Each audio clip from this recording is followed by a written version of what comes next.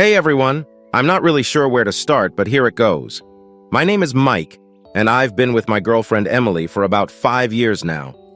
Things were great between us at first. We had that spark that people always talk about, and our relationship was full of laughter, adventures, and love. But like most relationships, we hit a few rough patches along the way. About a year ago, things started to change. Emily got a new job that required her to travel a lot, and the distance between us began to feel more like a canyon than a few hundred miles. I guess that's when the trouble really started. We'd argue over little things that never used to bother us, and our once frequent and passionate S*X life became almost non-existent. I tried to talk to her about it, but it always ended up in a fight. Emily would accuse me of not supporting her career, and I'd accuse her of prioritizing work over our relationship. It was a vicious cycle that we just couldn't break out of. To make matters worse, I started feeling lonely. I missed the way things used to be, the way Emily used to look at me, the way she used to laugh at my stupid jokes, the way we used to spend lazy Sundays together. I felt like I was losing her and I didn't know what to do. Then I met Jessica. She was a friend of a friend and we hit it off right away.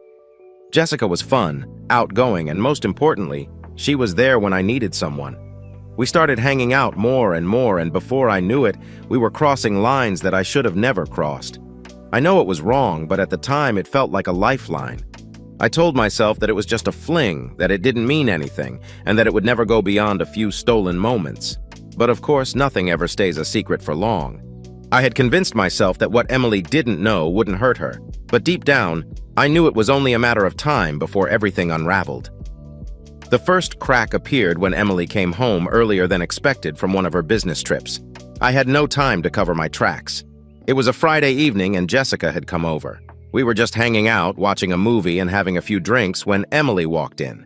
The look on her face was one I'll never forget, a mix of confusion, hurt, and anger. She didn't say anything at first, just stood there staring at us. I quickly introduced Jessica as a friend, trying to play it off like it was no big deal. Emily didn't seem convinced, but let it slide for the moment. The next couple of weeks were tense. Emily became more distant, and I could see the suspicion growing in her eyes. She started checking my phone, asking more questions about my whereabouts, and there were more arguments. I kept lying, telling her there was nothing to worry about, but the guilt was eating me alive. Then came the day that changed everything. Emily had been using my laptop for work, and I'd forgotten to log out of my email. I had been stupid enough to use the same email to communicate with Jessica. Emily found the email's explicit messages, photos, and even plans for future meetups. I remember walking into the room and seeing her sitting at the desk, tears streaming down her face, my laptop open in front of her. "What the hell is this, Mike?" she demanded, her voice shaking with anger and hurt. I tried to come up with an excuse to lie my way out of it, but there was no point. She had all the evidence she needed. She threw the laptop at me and stormed out of the room. I just stood there, feeling like the lowest piece of scum on the planet. I knew I had to face her, but I had no idea what to say. How do you even begin to explain something like that? Later that night, we had the confrontation I had been dreading. Emily sat on the edge of our bed, her eyes red and puffy from crying, and asked me point blank, "How long has this been going on?" I told her the truth: a few months. She asked me why, and I couldn't give her a straight answer. How do you tell someone you love that you were feeling lonely and unappreciated and that you found comfort in someone else? It all sounded so pathetic and hollow. Emily didn't say much after that. She just packed a bag and left, saying she needed time to think. I sat alone in our apartment, surrounded by the remnants of our life together, wondering how I had let it all fall apart. The guilt was overwhelming, and the realization that I might have just lost the best thing that ever happened to me hit hard. Emily didn't come home that night. I spent hours staring at my phone, hoping for a message or call, but there was nothing. The silence was deafening. The next morning, I woke up to find our apartment eerily empty, every little thing reminding me of what I had just destroyed. 2 days passed without any word from Emily. I was a wreck, unable to eat or sleep properly. Then on the third day, she came back. She looked different, like someone who had aged years in just a couple of days. Her eyes were cold, her demeanor distant. "We need to talk," she said, her voice flat. We sat down in the living room, the tension thick enough to cut with a knife. "Why, Mike? Why did you do it?" she asked, tears welling up in her eyes. Was I not enough for you? I fumbled for words, trying to explain how lonely I had felt, how disconnected we had become, but everything I said just sounded like excuses. Emily listened, her face a mask of pain and betrayal. "I thought we were stronger than this," she whispered. "I thought we could get through anything together." I reached out to her, but she pulled away. "Don't touch me," she snapped. "You don't get to comfort me. Not after what you've done." I tried to apologize, to tell her that Jessica meant nothing to me, that it was a mistake. But Emily wasn't having it. A mistake? You call months of lying and cheating a mistake? Do you have any idea how much you've hurt me? Her words cut deep, each one a reminder of how badly I had messed up. I wanted to fix things, to go back in time and change everything, but there was no going back. "What do you want to do?" I asked, my voice barely a whisper. Emily looked at me, her eyes filled with a mix of anger and sorrow. "I don't know, Mike. Right now, I just need some space. I can't even look at you without feeling sick." She packed a few more things and left again, this time without any indication of when or if she would come back. I was left alone once more, drowning in a sea of guilt and regret. The days that followed were a blur. I tried to keep myself busy, but everything reminded me of Emily. Our apartment felt like a mausoleum filled with the ghosts of our happier times. I couldn't escape the constant replay of our last conversation in my head, Emily's pained expression haunting me. I knew I had to give her the space she needed, but the uncertainty was killing me. Every passing day without hearing from her felt like another nail in the coffin of our relationship. I was desperate for a chance to make things right, but I didn't know if I would ever get that chance. The following weeks were some of the hardest of my life. Emily and I had been through so much together, and now it felt like everything was unraveling. I was consumed by guilt, shame, and a deep sense of loss. The apartment, once filled with laughter and love, now felt like a prison. I stopped going out, barely interacted with friends, and took time off work. The isolation was my way of punishing myself, though I knew it was a poor substitute for the pain I had caused Emily. I spent hours replaying everything in my mind, trying to figure out where it all went wrong and how I could have been so stupid. One evening, after what felt like an eternity, I got a text from Emily. My heart raced as I read it. "We need to talk. Meet me at the park tomorrow at 3 p.m. The park was where we had our first date, where we had so many happy memories. It felt like a cruel irony. The next day, I arrived early and sat on a bench, nervously waiting. When Emily showed up, she looked tired but determined. She sat down next to me, leaving a noticeable gap between us. The silence was heavy, but I knew better than to speak first. "Mike," she began, her voice steady but full of emotion, "I've had a lot of time to think about everything. This isn't just about what you did, it's about why you did it and what it means for us." I nodded, my throat tight. "I know I messed up, Emily. I'm so sorry." She held up a hand to stop me. "I'm not here for apologies, Mike. I've heard enough of those. I'm here to figure out if there's anything left between us worth saving." Her words hit me like a ton of bricks. I realized that my actions had put everything we had built at risk, and there was no easy fix. "I love you, Emily. I know I didn't show it, but I do. I want to make things right." She looked at me, her eyes searching mine for sincerity. "Do you even understand what making things right would mean? It's not just about saying the right words. It's about trust, and you've shattered that." I felt tears prickling at the corners of my eyes. "I'm willing to do whatever it takes, Emily. Counseling, therapy, whatever you need. I just want a chance to prove that I can be better." She sighed, a long and weary sound. "I don't know if I can ever trust you again, Mike, but I owe it to myself to try and see if we can rebuild something from this mess." Her words gave me a glimmer of hope, but I knew it was fragile. "I'll do everything I can, Emily. I promise." For the next few weeks, we started seeing a therapist. It was a slow and painful process, with every session bringing up emotions we had buried for too long. Emily was guarded, understandably so, but she was there, and that was enough for me to keep pushing forward. During this time, I had to confront my own issues, my insecurities, my need for validation, and the reasons why I sought comfort in someone else instead of working on my relationship with Emily. It was a harsh mirror, but one I needed to look into if I ever wanted to change. Emily and I had our good days and bad days. Some days felt like we were making progress, while others felt like we were back at square one.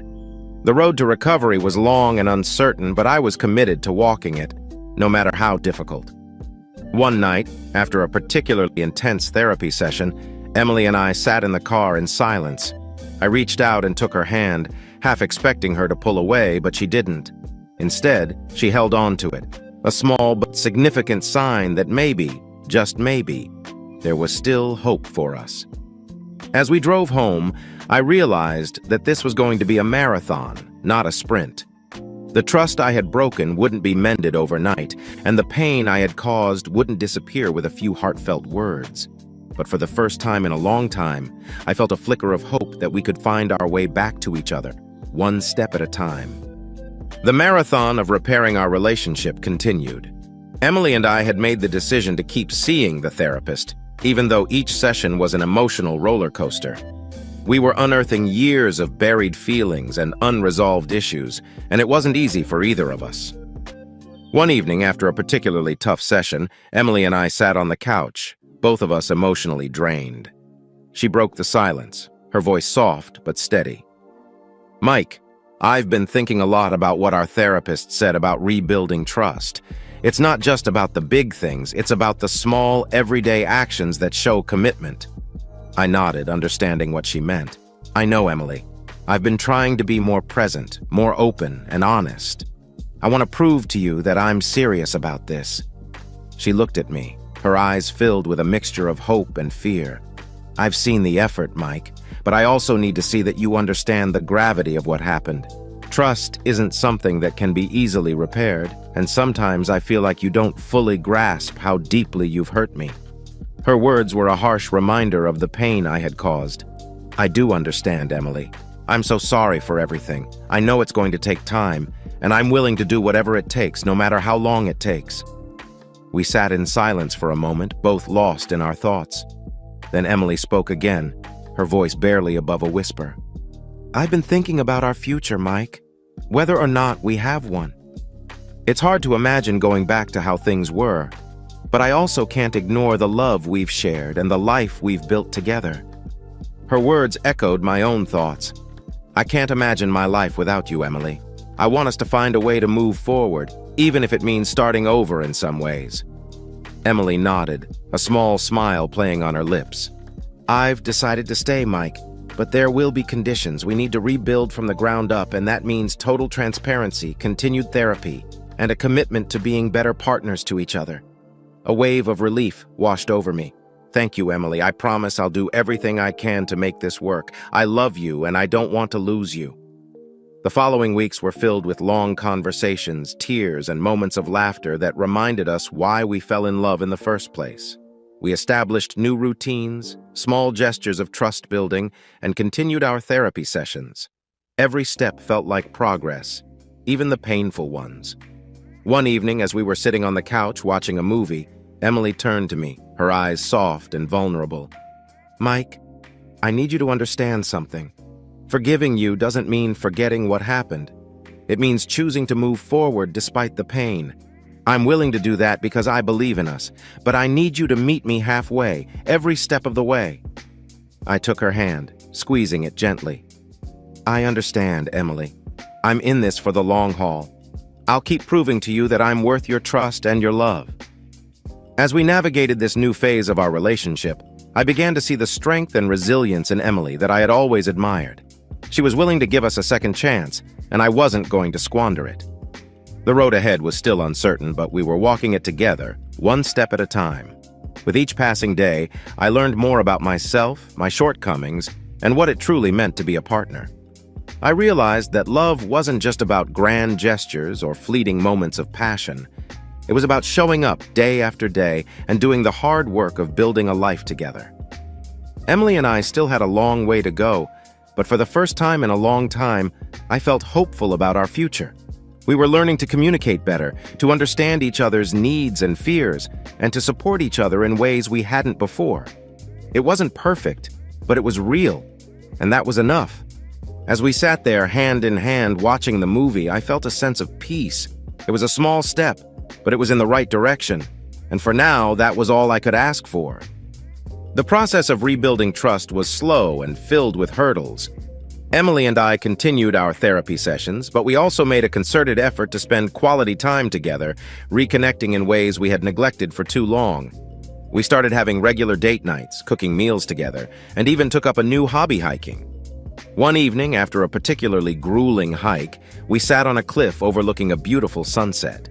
The exhaustion and the breathtaking view had a calming effect on both of us. Emily turned to me, her face illuminated by the warm, golden light. "I've been thinking a lot about what it means to move forward," she said, her voice steady but soft. "It's not just about the big gestures, Mike. It's about the everyday actions that show you're committed to this relationship." I nodded, understanding what she meant. "I get it, Emily. I want to be the partner you deserve, someone you can trust and rely on. I know it'll take time, but I'm here for the long haul." She smiled, a hint of the old Emily shining through. "I appreciate that, Mike. I need you to keep showing up even on the tough days." We sat in comfortable silence for a while, just enjoying the moment. It was these small, intimate moments that reminded us why we were fighting to save our relationship. As part of our rebuilding process, we decided to be completely transparent with each other. This meant sharing our daily routines, being open about our feelings, and addressing any issues head-on instead of letting them fester. It was a challenging adjustment, but it was necessary. One night, as we were preparing dinner together, Emily suddenly asked, "Mike, can we talk about what happened? Not to rehash everything, but to understand how we got there." I paused, taking a deep breath. "Of course, Emily. I think it's important to talk about it." She nodded, setting down the knife she was using to chop vegetables. "I need to understand why, Mike. Was it something I did or didn't do?" Her question was loaded with emotion, and I could see the vulnerability in her eyes. "Emily, it wasn't about you not doing enough. It was about me feeling lost and insecure. I didn't communicate my feelings, and instead I sought comfort in someone else. It was a cowardly and selfish act, and I'm deeply sorry for it." She listened intently, her eyes never leaving mine. "Thank you for being honest, Mike. I need to hear these things, even if they're painful." We continued to have these difficult conversations, each one bringing us a little closer. It wasn't easy, but it was necessary for our healing process. Emily started to see the changes in me, the effort I was putting in to rebuild her trust and our relationship. One day, she surprised me by suggesting we take a weekend trip to the mountains, just the two of us. It was a bold move considering how fragile our relationship still was, but it also showed her willingness to move forward. The trip was a turning point for us. Away from the daily grind and the constant reminders of our past mistakes, we were able to focus on each other. We hiked, talked, and even laughed, something we hadn't done in a long time. On the last night of our trip, as we sat by a campfire, Emily took my hand and said, "Mike, I see the effort you're putting in and I appreciate it. I'm not saying everything is perfect, but I believe we're on the right path." Her words were a balm to my soul. "Thank you, Emily. I'm committed to us, to our future. I know it'll take time, but I'm not going anywhere." The road to rebuilding trust was long and arduous, but with each passing day, we grew a little stronger. We learned to communicate better, to be more patient with each other, and to appreciate the small victories. It wasn't a smooth journey, but it was one we were willing to undertake together. As we drove back home from our trip, I felt a sense of renewed hope. We were still healing, still learning, but we were doing it together. And that, I realized, was the most important thing of all.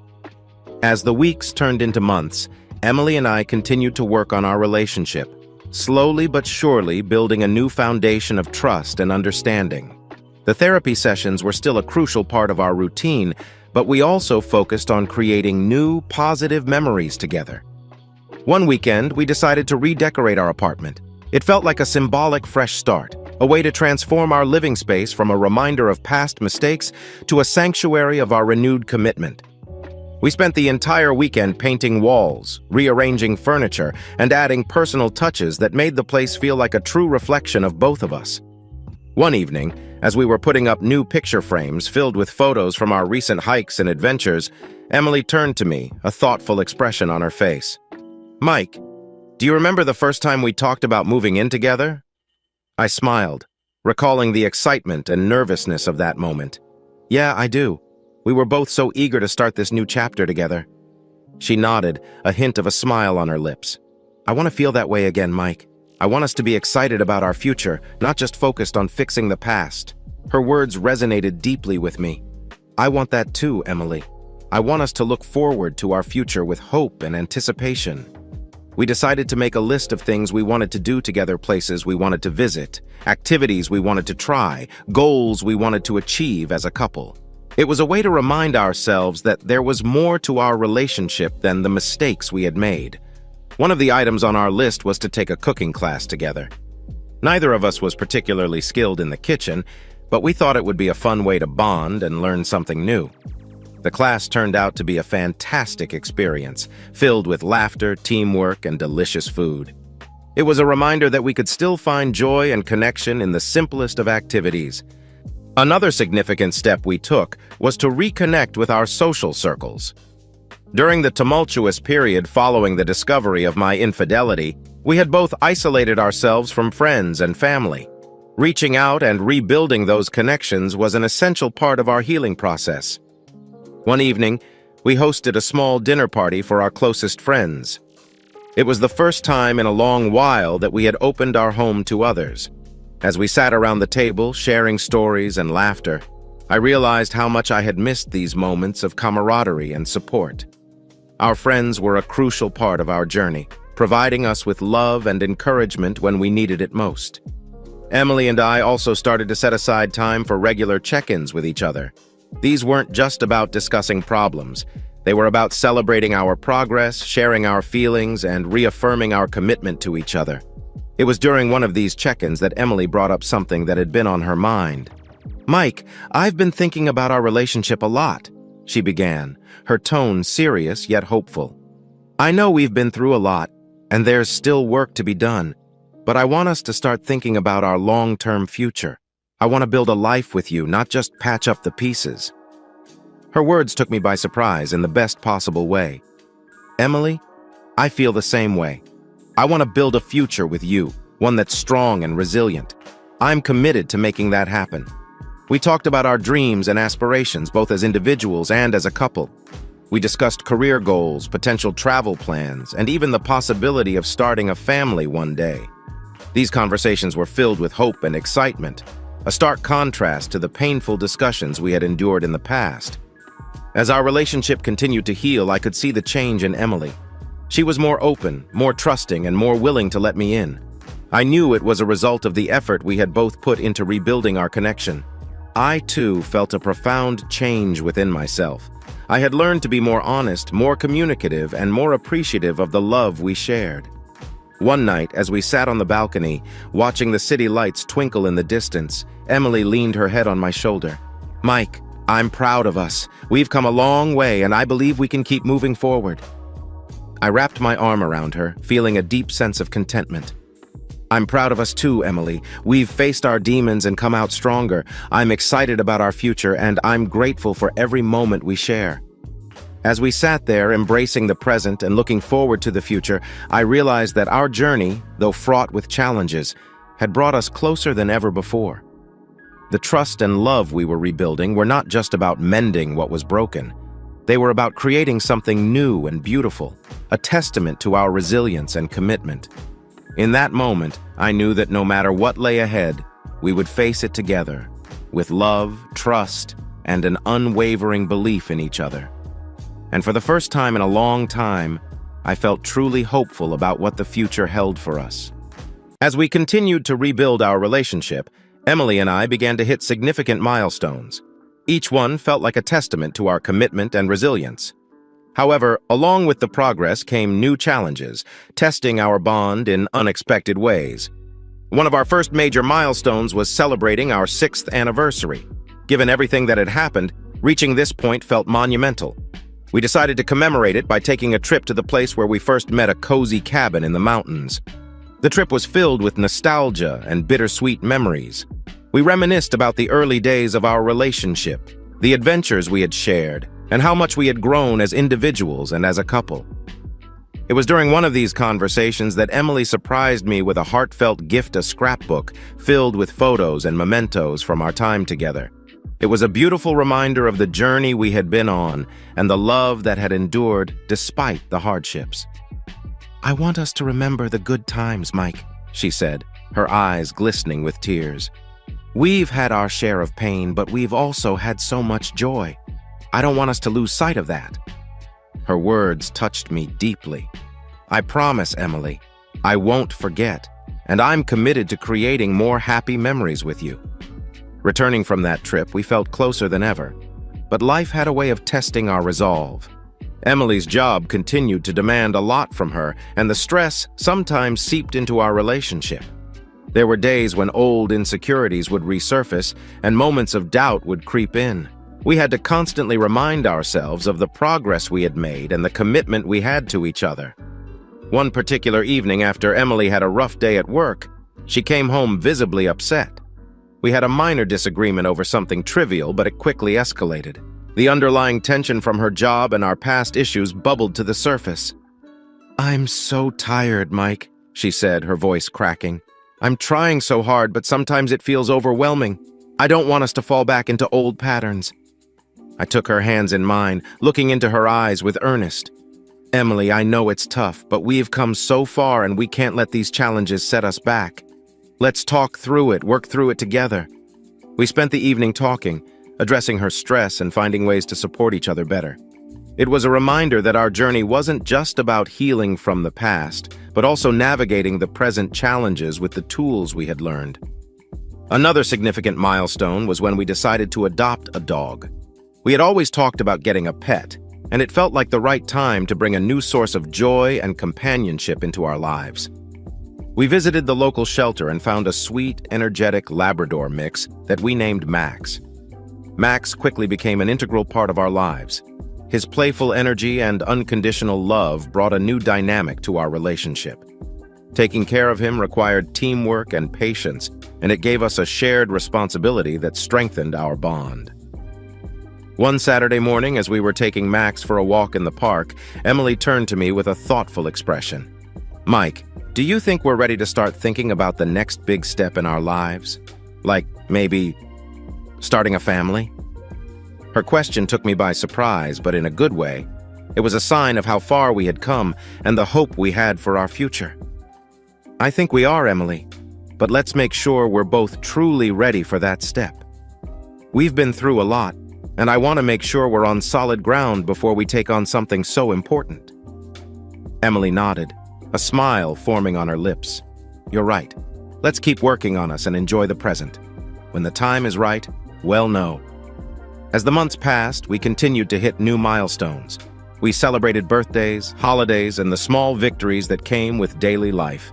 Each event was a reminder of our commitment to each other and the love that had persevered. We also faced our share of setbacks. There were moments of doubt and fear, times when old wounds would ache and insecurities would flare up. But each time we chose to face those challenges head-on, with honesty and openness. One evening, as we were sitting on the balcony watching Max play in the yard below, Emily leaned her head on my shoulder. "I'm proud of us, Mike. We've faced so much and we're still standing. I know we'll have more challenges, but I believe in us." I wrapped my arm around her, feeling a deep sense of gratitude. "I believe in us too, Emily. We're stronger together and we'll keep facing whatever comes our way, one step at a time." In that moment, I realized that our journey wasn't just about overcoming a single mistake. It was about continuously choosing each other, every day, and building a future together filled with love, trust, and resilience. And for that, I was profoundly grateful. Just when we felt like we were finding our rhythm again, life threw us another curveball. Emily's company was going through major restructuring, and she was suddenly faced with the possibility of losing her job. The stress and uncertainty weighed heavily on her and, by extension, on our relationship. One evening, after a particularly tense day at work, Emily came home looking utterly defeated. She collapsed onto the couch, her face buried in her hands. "I don't know what we're going to do if I lose this job, Mike. It's been my rock, our rock, for so long." I sat beside her, placing a comforting hand on her back. "Well, figure it out, Emily. Together. We've faced worse, and we've come out stronger. This is just another challenge well overcome." She sighed deeply, leaning into my touch. I know, but it's hard not to feel overwhelmed. Everything feels so uncertain. Over the next few weeks, we navigated the turbulence of Emily's job situation. She threw herself into her work, trying to prove her worth to the company, while I did my best to support her emotionally. The strain was palpable, but we both knew that our relationship had to remain a priority.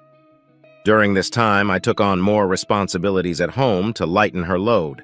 I cooked dinners, cleaned the apartment, and made sure Max was well taken care of.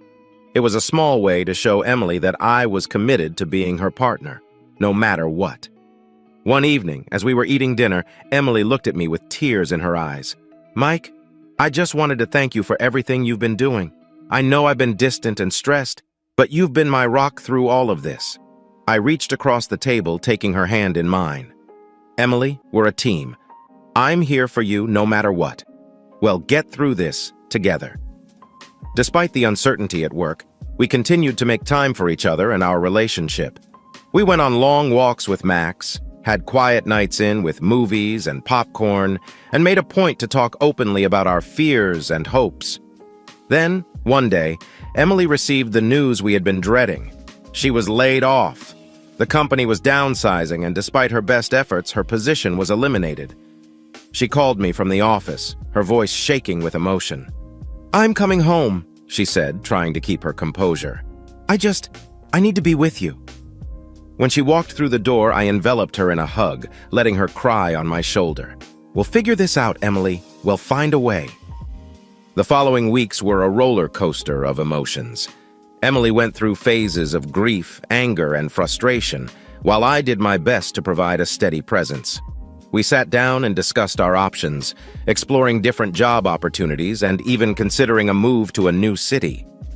One night, as we were lying in bed, Emily turned to me with a thoughtful expression. "Mike, what if this is an opportunity? Maybe I can finally pursue something I'm passionate about." I've always wanted to start my own business.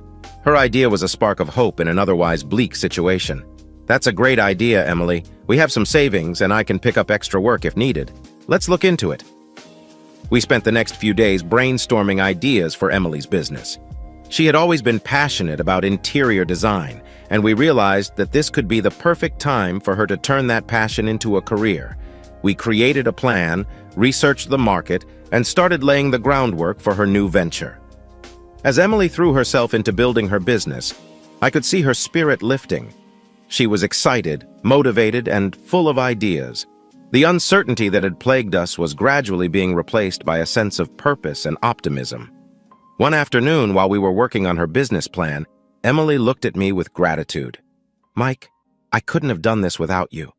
Your support means everything to me." I smiled, feeling a warmth spread through my chest. "We're a team, Emily. I believe in you and your dreams. We'll make this work." With renewed determination, we tackled the challenges ahead. Emily's business started to take shape, and I continued to support her in every way I could. We faced setbacks and hurdles, but we also celebrated small victories and milestones. Through it all, our relationship grew stronger. We learned to communicate better, to lean on each other in times of need, and to find joy in the journey, no matter how uncertain it seemed. The trust we had rebuilt was now fortified by the trials we had faced together. As Emily's business began to gain traction, I saw a new confidence in her. She was thriving, and our relationship was flourishing alongside her success. We had faced the unexpected test and come out stronger, more united, and more hopeful for the future. One evening, as we sat on the balcony watching the city lights twinkle below, Emily took my hand and squeezed it gently. "We did it, Mike. We faced the storm and came out stronger. I'm so grateful for you." I looked at her, feeling a deep sense of pride and love. "I'm grateful for you too, Emily. We've proven that together we can face anything. Here's to our future, whatever it may hold." As we sat there, hand in hand, I knew that no matter what challenges lay ahead, we would face them together, with love, trust, and unwavering commitment. And that, I realized, was the true strength of our relationship. As Emily's business flourished and our relationship continued to grow stronger, I found myself reflecting on the journey we had been through. It hadn't been an easy road, But every challenge and setback had taught us valuable lessons about love, trust, and resilience. One evening, Emily and I sat on the porch watching the sun set over the city. The sky was painted with hues of orange and pink, a beautiful reminder of the beauty that can come after a storm. We talked about everything we had been through, from the initial betrayal to the hard work of rebuilding our relationship. "Mike, do you ever think about how far we've come?" Emily asked, her voice filled with wonder. "It feels like we've lived a lifetime in these past few years." I nodded, squeezing her hand gently. "I do, and I'm grateful for every moment, even the tough ones. They've made us who we are today." Emily smiled, leaning her head on my shoulder. "We're stronger because of it. We've learned so much about each other and about ourselves." As we sat there, I couldn't help but think about the lessons we had learned and the advice I would give to others who might find themselves in similar situations. First and foremost, I would tell them that honesty and communication are the foundations of any strong relationship. My biggest mistake had been keeping my feelings bottled up instead of talking to Emily about my insecurities and fears.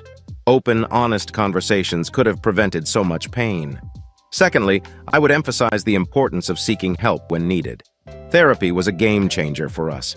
It provided a safe space to explore our emotions, understand each other better, and develop healthier communication patterns. It's not a sign of weakness to ask for help. It's a sign of strength and commitment to the relationship. Trust is another crucial element. Once it's broken, it takes a long time to rebuild. It requires consistent effort from both partners. Small, everyday actions can help restore trust, but it also takes patience and understanding from the hurt partner. I would also advise people to focus on creating new, positive memories together. It's easy to get stuck in the past and the pain it holds, but actively working towards a brighter future can help shift the focus and bring back the joy in the relationship. Lastly, I would remind them that forgiveness doesn't mean forgetting. It's about choosing to move forward despite the pain, about finding the strength to love and trust again. It's a continuous process, one that requires commitment and effort every single day. As I shared these thoughts with Emily, she nodded in agreement. "We've learned so much, Mike, and we've come out stronger because of it." Looking back, I realized that the experience, as painful as it had had also been transformative. It had taught me to be a better partner, a better listener, and a more honest person. It had deepened my appreciation for Emily and the love we shared. "Emily, I'm so grateful for you," I said, my voice filled with emotion. "Thank you for giving us a second chance, for believing in us, and for being my partner through it all."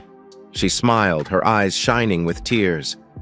"And thank you, Mike, for being willing to do the hard work, for showing up every day, and for loving me even when it wasn't easy." As we sat there, watching the last rays of the sun disappear below the horizon, I felt a profound sense of peace. Our journey had been filled with ups and downs, but it had brought us to this momentous place of love, trust, and renewed commitment. No matter what the future held, I knew we would face it together, stronger and more united than ever before.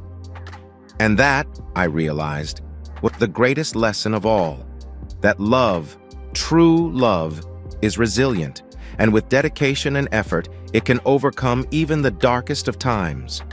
For anyone reading this who might be going through a similar situation, my advice is simple: don't give up. If the love is real and the commitment is strong, you can find your way back to each other. It won't be easy and it will take time, but it's worth it.